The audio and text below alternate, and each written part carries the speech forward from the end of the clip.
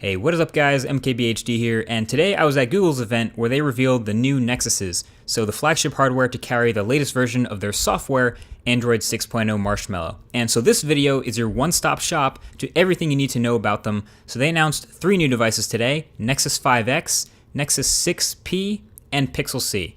Alright, so the Huawei made Nexus P is the highest end, the successor to the Nexus 6, so I guess what I would call the flagship. The specs are high-end, so the newer Snapdragon 810 chip, the Adreno 430 GPU, and 3GB of RAM.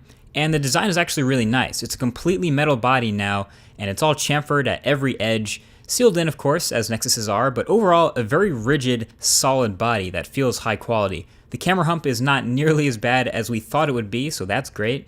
And it's one of the lightest phones of this size. I know it's 7mm thin and everything, but I didn't expect it to be this light when I picked it up, assuming it was metal. It's just 178 grams. So the lightweight plus the soft touch finish on the metal and the lack of curves made it really easy to hold. And while it does have this new big, bright 5.7-inch Quad HD AMOLED display on the front, the side bezels stay pretty thin too, so the phone definitely feels more compact than the whale of the old Nexus 6. It's got that big old Nexus logo on the back in whatever color you get, and it also has that circle on the back, which is a fingerprint reader. Google calls it Nexus Imprint. It's supposed to work in 600 milliseconds or less.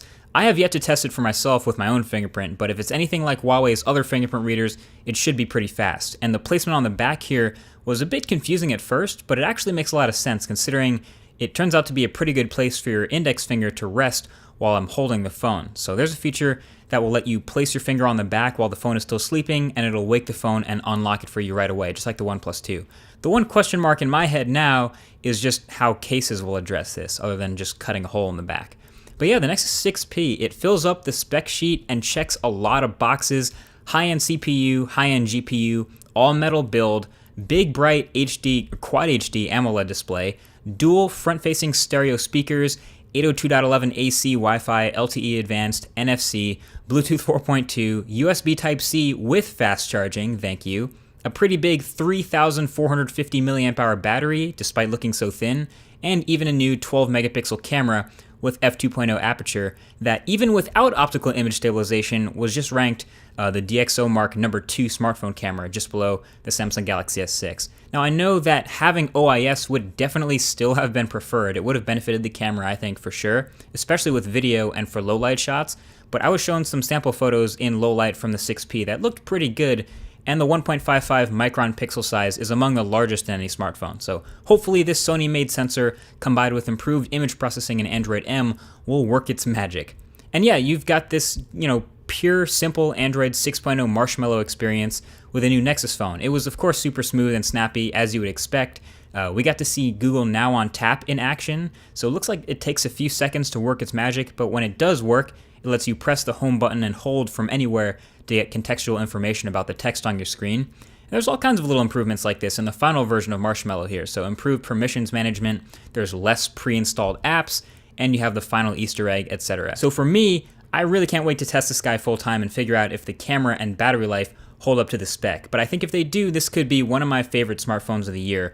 It'll start at 32 gigs for $499 and then go all the way up to 128 gigs. Next up is the LG-made Nexus 5X. So this is a more compact and even more budget-friendly phone, and it can sort of be seen as a successor to the original Nexus 5, which a lot of people were asking for. A smaller phone with updated specs that's not huge, with that same soft touch feel, but updated specs to bring it up to speed. So that's basically what this is. Of course, it's now a plastic body instead of metal, but you get a lot of what's great about the Nexus 6P, from the fingerprint sensor to the exact same camera optics on the back to USB Type-C and fast charging, but it has the appropriate corners cut to make it a more budget-friendly option. So Snapdragon 808 chip, 2GB of RAM, 2700 mAh battery, and a 5.2-inch 1080p LCD display instead of that Quad HD AMOLED. So in many ways, a slightly redesigned and, in my opinion, cleaner and better looking Nexus 5. And at its price, I seriously think this is a phone that anyone can consider buying, not just Nexus enthusiasts. It starts at 16 gigs, so that's a little low for no expandable storage, but that's $379, and then the 32 gig version is $429. So that's right up next to the Moto X Peer and the OnePlus 2, but with a potentially much better camera and larger battery. So again, that's potential since I have to see these tested in the full review. Now finally we saw the Pixel C. C stands for convertible, and to be brief, it looks very familiar. Basically, a 10-inch tablet that looks a lot like a Chromebook Pixel, and a magnetically attaching keyboard accessory that also looks like a lot like the Chromebook Pixel. So it's like they split the Pixel in half. It has a super bright 2560 by 1800 display, an NVIDIA X1 chip, 3 GB of RAM, and some bigger stereo speakers on either side for that crispy audio. And then the $149 keyboard accessory has some really powerful magnets in it that allow for the hinge to be really strong and actually feel solid like an actual laptop. So this guy will start at $499, so a little less expensive, I guess, than some other options like it, but still pretty interesting nevertheless. So there you have it. The new Nexus family is born for 2016. Like I said, I'm personally pretty pumped about the Nexus 6P. I think it's going to make a pretty good run at potentially being my daily phone if the battery life and the camera are as good as they promise. And I was pleasantly surprised with the 5X fitting in nicely as a phone that I would actually want to recommend to a normal person, which hasn't been the case with the Nexus phone for a little bit.